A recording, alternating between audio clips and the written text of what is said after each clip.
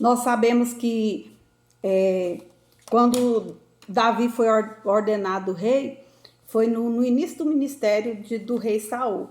E Davi teve que esperar um tempo. E nós sabemos que Saul, logo no início do seu chamado para rei Israel, ele foi reprovado pelas suas atitudes, pela sua precipitação, né? Então isso causou às vezes uma reviravolta ali em Israel. Então nós nunca devemos nos precipitarmos quanto ao chamado de Deus para a nossa vida. Nós sabemos que o apóstolo Paulo, Deus chamou ele e ele esperou 14 anos para assumir o ministério que Deus havia entregado em suas mãos. Nós sabemos, quando a gente lê lá Gálatas, nós vimos ali ele falando. Depois de 3 anos, ele foi lá em Jerusalém ver face a face Pedro. Então, tudo na nossa vida, nós precisamos de esperar o tempo de Deus, do chamado de Deus para a nossa vida. Nós vamos ver do caráter do ministro. O chamado, a pessoa que tem um chamado específico de Deus, ele precisa ser uma pessoa de caráter. A Bíblia revela sobre o apóstolo Paulo, ele falando para a igreja quanto ao chamado, aquele que deseja o episcopado, excelente obra deseja, então é necessário que ele seja todos aqueles requisitos ali para a pessoa que é chamada, precisa ter como exemplo o viver a palavra de Deus. O ideal, nós sabemos que o ideal seria que se dissesse de todo ministro o que se dizia a respeito de Orígenes: como ensina, assim vive, e como vive, assim se ensina.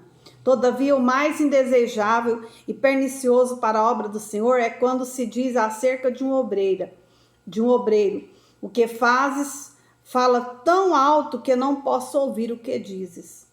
Nós precisamos viver o que pregamos e falarmos aquilo que vivemos. Aí está condizente com a palavra de Deus.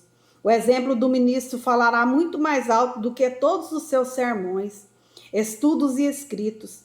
Não é em vão que os apóstolos Paulo e Pedro tenham descrito minuciosamente as qualificações espirituais essenciais para o ministro, dos quais veremos algumas a seguir.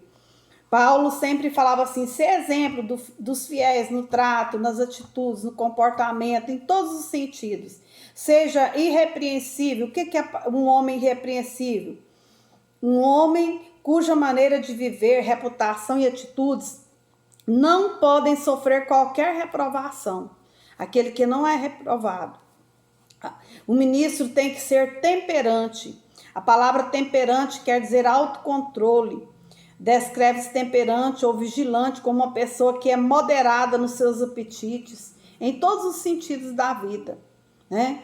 É preciso ter moderação em todos os sentidos. Precisamos ser vigilantes.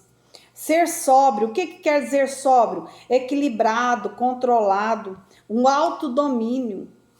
Isso é muito importante na vida do servo de Deus, daquele que é chamado para o ministério.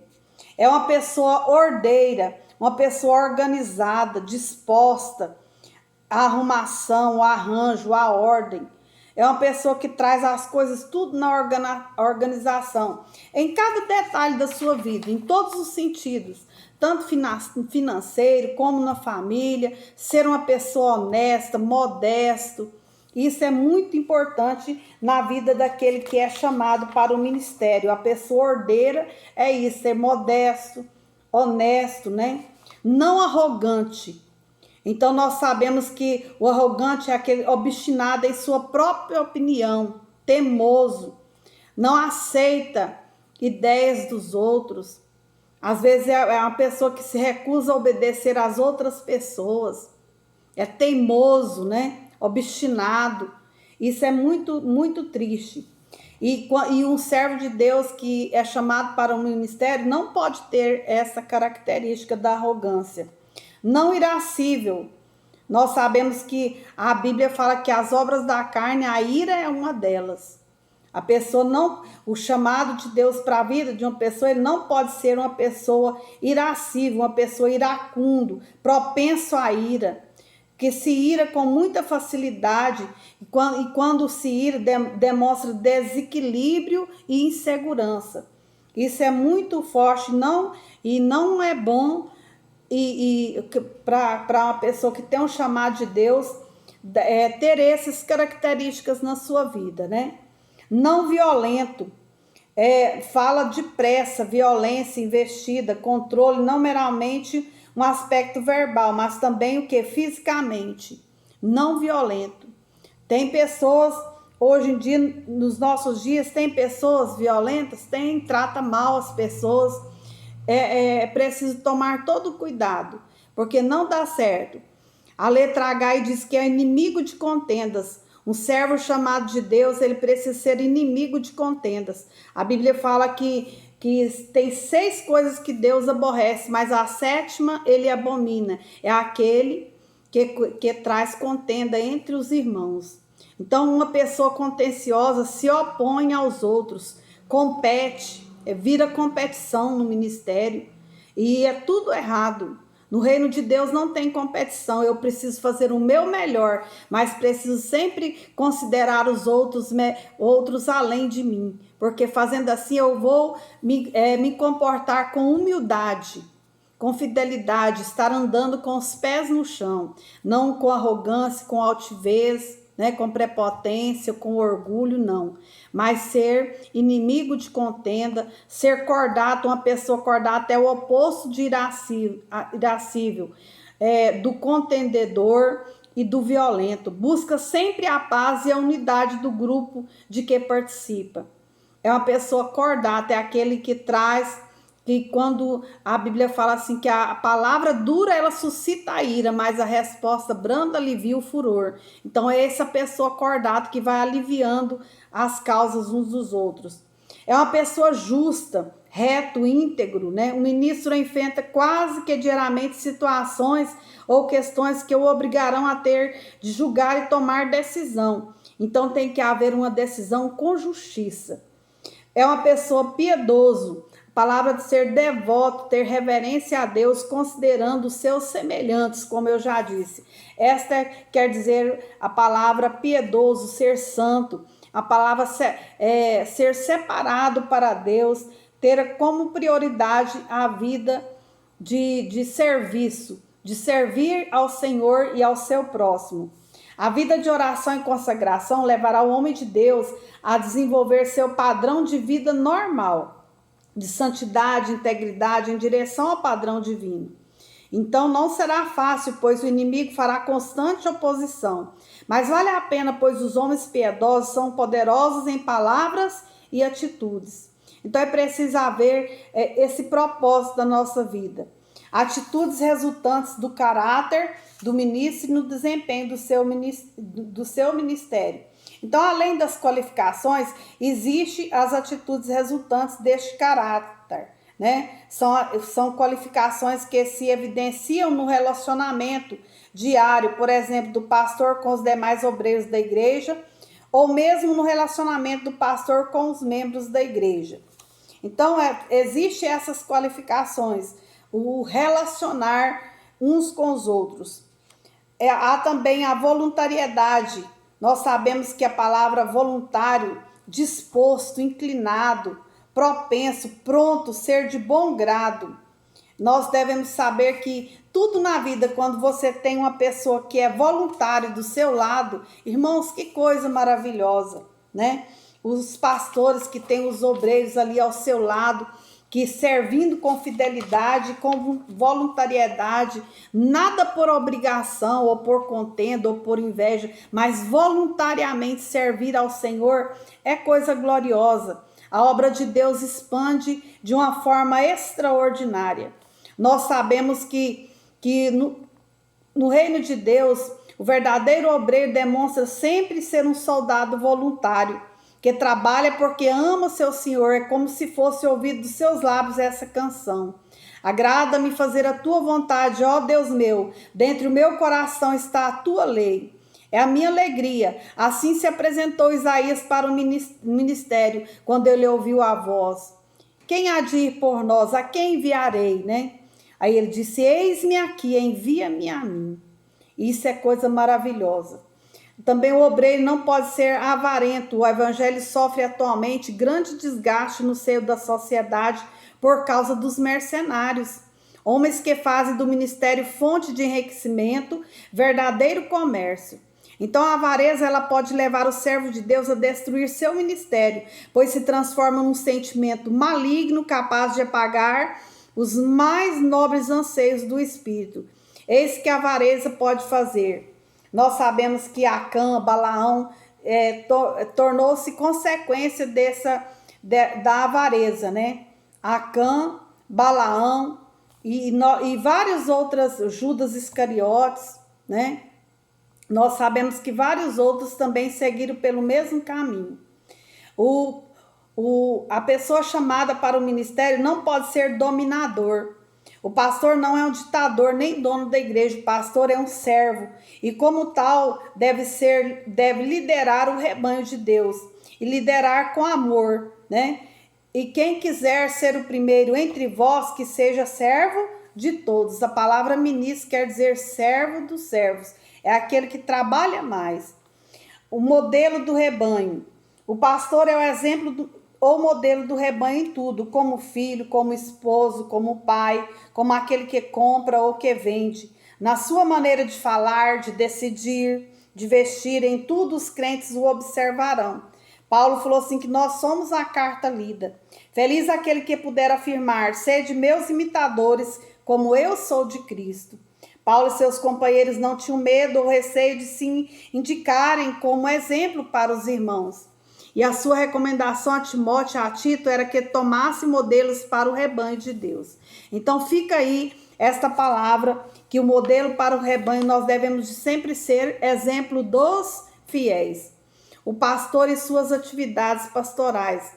O pastor e as suas atividades, nós vimos que as atividades e funções do pastor são muitas e muitas variadas.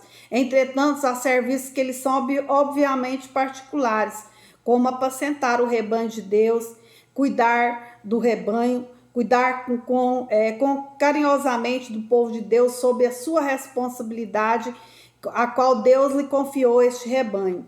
A função sacerdotal na dispensação da graça com relação à igreja não existe como ministério. Nós sabemos que o sacerdote é aquele representante de Deus entre o homem. O pastor é um representante dos homens em sua função intercessora e é um representante de Cristo perante os homens em sua função de porta-voz da palavra e intérprete da vontade de Deus. Diaconal. Perante o Senhor Deus, o pastor é sempre um diácono, pois essa palavra significa servo. Então, no reino de Deus, nós temos que ter essa convicção de sempre estar servindo uns aos outros. Jesus, lá no finalzinho do seu ministério, a Bíblia diz que ele se colocou entre os seus discípulos, pegou uma toalha e começou a lavar os pés dos seus discípulos, dando o exemplo de servo. E ele disse, o Filho do Homem não veio para ser servido, mas para servir e dar a sua vida em resgate de muitos. Assim nós devemos de ser, nos nossos dias, servirmos uns aos outros, aquele que tem o chamado para o ministério.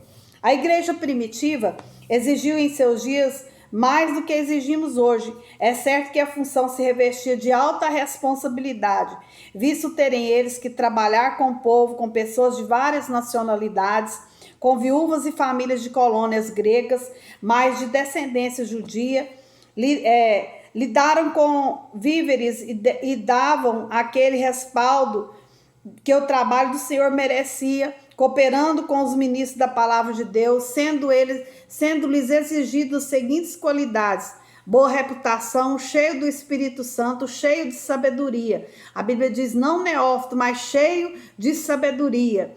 Né? Nós sabemos que a sabedoria ela vem de Deus. Tiago deu esta exortação para nós: quem não tem sabedoria, peça a Deus, a qual dá deliberadamente. Definição da função. O serviço do diácono é basicamente o que? Material, mas com muita afinidade com o espiritual. Então, isso é muito importante, irmãos. Se você foi chamado para o diaconato, ao distribuir uma ceia, a ajudar alguém na igreja, a abrir as portas da igreja, ao recepcionar os irmãos ali na porta, faça isso com muita alegria, prazerosamente, voluntariamente, sabendo que do Senhor vem a recompensa. A distribuição da ceia, nós temos tão grande alegria em ver os diáconos, as diaconisas trabalhando. Isso é maravilhoso. Isso traz um exemplo muito grande para as pessoas que estão de fora. As pessoas vêm ao culto e eles chegam ali e vê tudo naquela organização, eles saem dali extasiados, disse, realmente esse povo é diferente. O zelo, o cuidado com o material da igreja também se constitui uma tarefa espiritual. Zelar pelo templo é uma tarefa espiritual. Nós sabemos que Obed-Edom, quando Deus deu a oportunidade da arca ficar na sua casa, a arca teve a oportunidade de ficar na casa de outras pessoas mais de 2 anos, nada aconteceu na vida dele. Mas quando chegou na casa de Obed-Edom, a gente sabe que Obed-Edom, ele exerceu aquela função. Eu creio que ele dava lustre, ele cuidava com muito zelo ali com a arca de Deus. E a sua casa foi ricamente abençoada. Então, o cargo de diácono é de confiança da igreja local e do pastor. As suas funções principais são ajudar o pastor na distribuição da ceia, ajudar o pastor, o presbítero na coleta do levantamento das ofertas e dízimo, ajudar na tesouraria, ajudando na limpeza do templo quando houver necessidade, conservação do prédio, cooperando na ordem do culto, fazendo levantamento de locais de instalações de meios de evangelização, ajudando a fazer cotação de preço de mercadoria ou material para a igreja local, zelando do templo e órgãos anexos, fiscalizando no horário do culto a segurança do templo, de veículos estacionados às mediações, pertencentes ao povo congregado. Nós sabemos, assessorando o pastor ou o presbítero ou o dirigente da igreja local nas atividades relativas ao trabalho, auxiliar o pastor no controle de patrimônio da igreja local, zelar pela segurança pessoal do pastor em sua atividade eclesiástica, ajudar o pastor ou diretoria da igreja local na guarda e conservação ou arquivamento de documentos, né? Zelar pelos aparelhos de som, instalações, móveis, utensílios do templo e órgãos anexos. Atender às convocações do pastor ou dirigente local. Dedicar-se a uma vida espiritual digna que lhe ofereça possibilidade de crescer na confiança e conquista dos cargos da igreja. Aí nós vamos ver que da diaconisa, a única passagem bíblica que dá a entender a existência de diaconisa é em 1 de Timóteo 3:11, onde se lê: da mesma sorte as mulheres sejam honestas, não maldizentes, sóbrias e fiéis em tudo. Então, não obstante, está implícita a ideia, a passagem é isolada. Nós vamos ver que a mulher como cooperadora.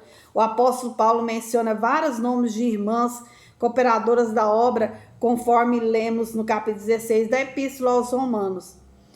Hoje na igreja há grande número de irmãs cooperadoras, trabalham dirigindo reuniões de senhoras ou sociedades senhoras, culto de oração, do círculo de oração, em visitas a enfermos e hospitais, a fracos na fé, a novos convertidos, na evangelização, como dirigentes de corais, líderes de grupos familiares, né, orquestras, conjuntos de mocidades, professoras de escola dominical, nas secretarias da igreja, no provimento de elementos da ceia do Senhor e muitas outras atividades, além das atividades seculares que são inúmeras.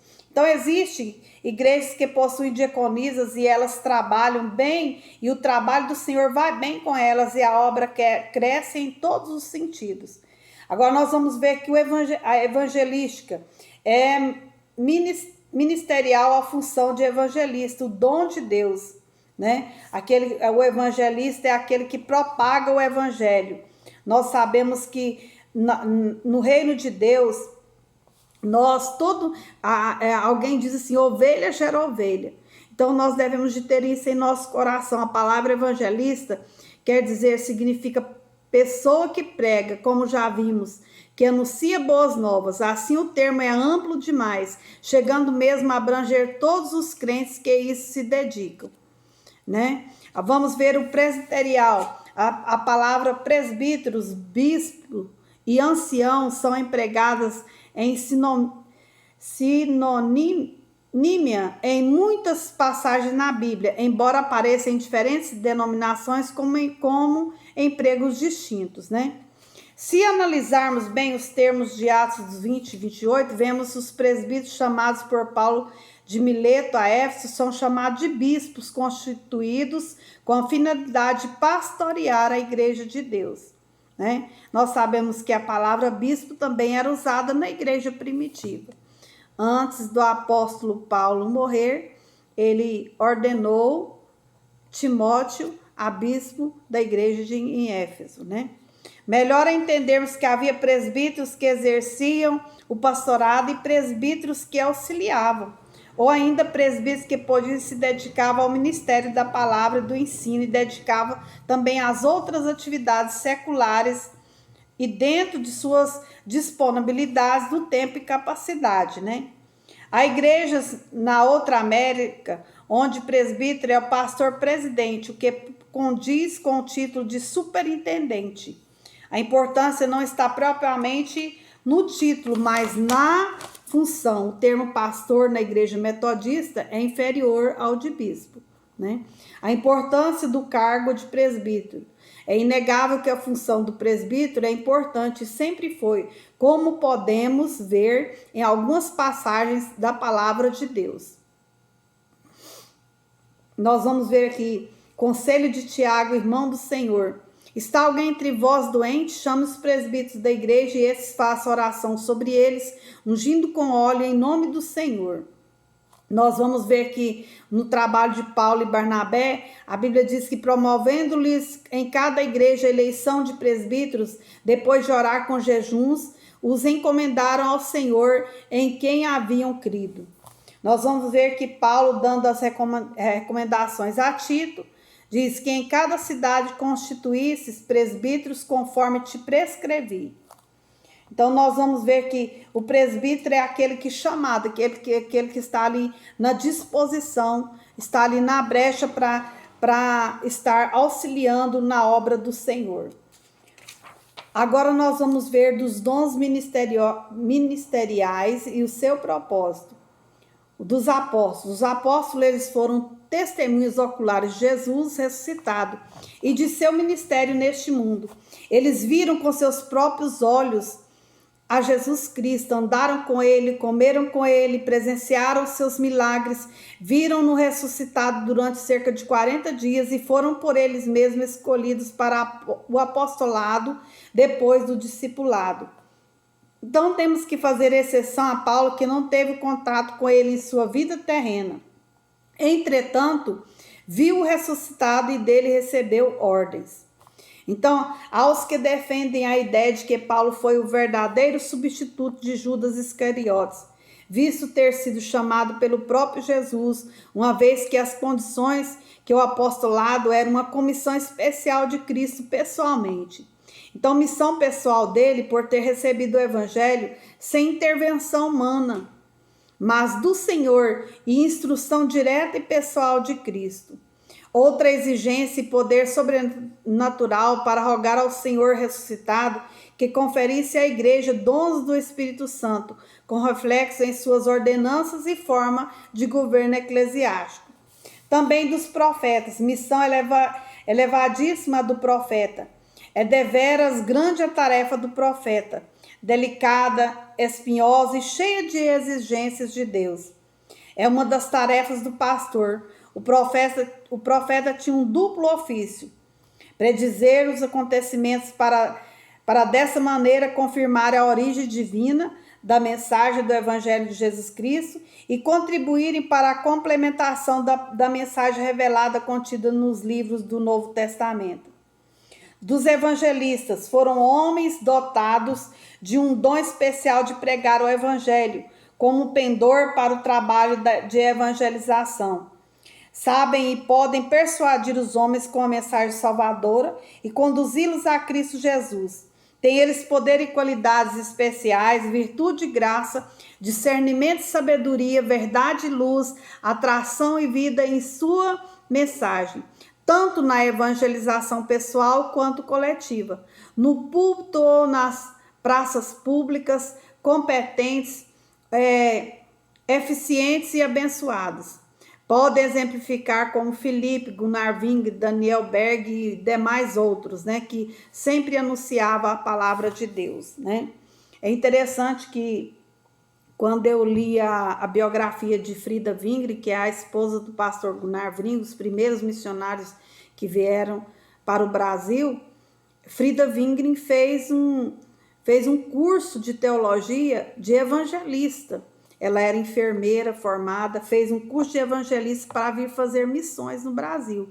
Então, ela era uma mulher preparada para pregar o evangelho, e foi o que aconteceu. Junto com Gunnar Vingre, eles trouxeram essa bendita palavra para os nossos corações, que chegou até nós, né? Isso é maravilhoso. Dos pastores, acho que só Deus pode julgar qual a função mais importante. Confesso-me incapaz de fazer um paralelo entre os dons ministeriais e dizer com segurança qual mais valioso ou de maior responsabilidade. Entretanto, temos que reconhecer o valor, o peso, a responsabilidade da tarefa que foi entregue por Deus ao pastor. Nós vamos dizer que o pastor é aquele escolhido por Deus para aperfeiçoar os santos, edificar a igreja de Deus, apacentar o rebanho do Senhor, zelar pela causa de Cristo. Quem pensa que é fácil ser pastor não passa de mal informado, ignorante e prepotente, e a verdade ainda não o alcançou. Ser pastor não é dirigente de culto, é ser dirigente de vida e transmitir tudo aquilo que o doador da vida deseja que os homens recebam. Até mesmo aqueles que pensam que ler a Bíblia, falar um pouco de linguagem bíblica e levantar a voz de pregoeiro é qualificativo essencial para o pastor, estão muito enganados. Ser pastor não é falar bonito, não é ser bom orador. Ser pastor é ter paixão pelas almas, é amar profundamente o Senhor Deus, é dar a vida e seus esforços pela igreja do Senhor e cuidar do bem-estar moral e espiritual dos membros da igreja. É não descuidar dos interesses do servo de Deus, é ter uma vida digna do nome de cristão, é viver em última comunhão com Deus, para dele receber a orientação.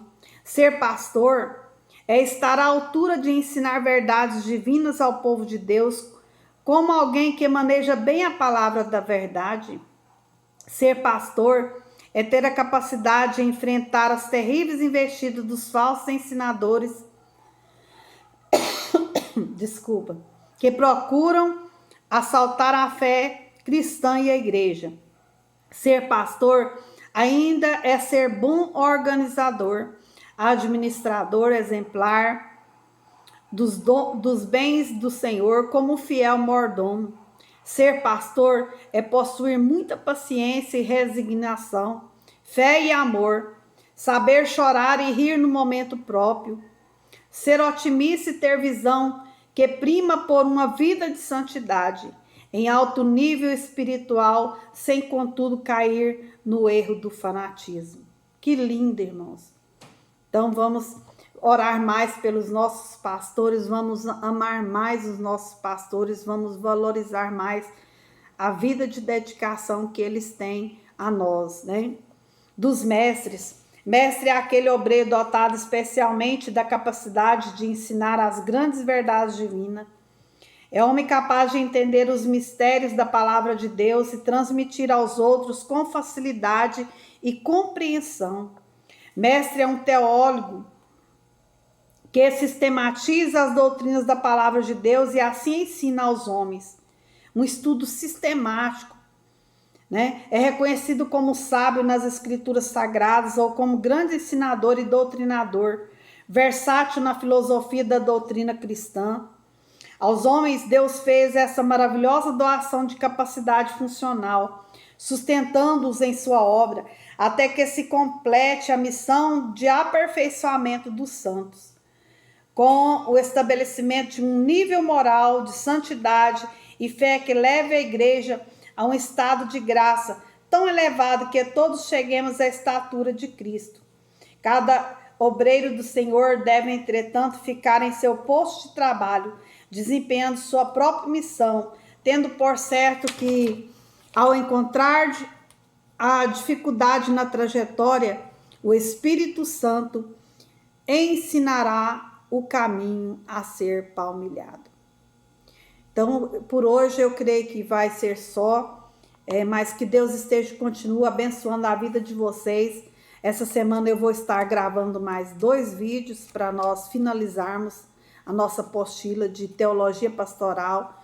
Eu creio que nós estamos sendo fiéis, né, à dedicação do nosso comentador da nossa apostila, né, a proposta pedagógica. Eu sempre falo para vocês, eu não dou conta de decorar tudo que está escrito, então a gente precisa de ir palmilhando sequencialmente a proposta didática da nossa apostila. E estamos sendo fiéis. Eu creio que em mais 2 aulas nós vamos conseguir comentar tudo aquilo que foi abrangido na apostila. Nós vamos ver que, eu quero até pedir desculpas no vídeo anterior, houve assim um finalzinho ruim ali, mas vocês me perdoem, a gente vai aprendendo devagar, a gente chega lá. Eu quero orar com vocês, agradecendo ao Senhor pela vida de vocês. Cada aluno da FATAD se dedique, tire um tempo para o aprendizado. Vamos crescer na graça e no conhecimento. Que esse momento que nós estamos passando, vamos tirar mais tempo para lermos mais, meditarmos mais na palavra de Deus. É isso que eu tenho me esforçado para fazer. Eu fiz um propósito no meu coração do início que começou essa pandemia. Eu já tô concluindo a leitura bíblica, né? E precisamos de fazer assim, que haja uma dedicação, que fora as outras coisas que a gente precisa ler, como das revistas da escola dominical, prepararmos aulas, mas estamos aí. Vamos nos dedicar mais ao aprendizado, a amarmos mais a palavra de Deus, a nos dedicarmos mais, a fazermos para Deus com mais excelência. Senhor, meu Deus, obrigado pela vida de cada um dos alunos. Obrigado, Senhor, pela vida do pastor Ataú, pela vida do pastor Roberto, nosso coordenador. Nós te louvamos pela vida de cada um dos alunos. Senhor, e nós te pedimos uma bênção especial sobre a vida de cada um dos alunos para que o Senhor venha trazer a compreensão da sua palavra. Eu te peço uma bênção especial sobre a vida da Lúcia, Senhor, que está em tratamento, a Thaís Riquel, Senhor, que são alunas da FATAD. Elas precisam da bênção do Senhor, da proteção do Senhor, do renovo da saúde e das forças. Senhor, nós te pedimos a tua proteção sobre a nossa casa, sobre a nossa família. É no teu nome nós cremos, Senhor, que o Senhor cuida de cada detalhe da nossa vida, que o Senhor é poderoso para abrir portas onde não há portas, que o Senhor é poderoso para operar milagres e que nós temos um chamado específico para a tua obra. E é em teu nome, Jesus, que eu te peço a confirmação do Senhor, que o Senhor coloca a porta aberta diante dos teus filhos. Às vezes muitos estão desempregados, pensando como vão fazer, mas o Senhor é o dono do ouro, o dono da prata, o Senhor provedor. E o Senhor é poderoso para fazer infinitamente mais do que pedimos ou pensamos. Te agradecemos e te louvamos em nome de Jesus. Amém. Amo muito vocês. Fica aqui o nosso abraço.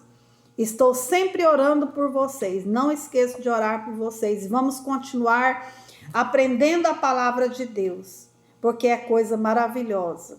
Deus abençoe. Obrigada.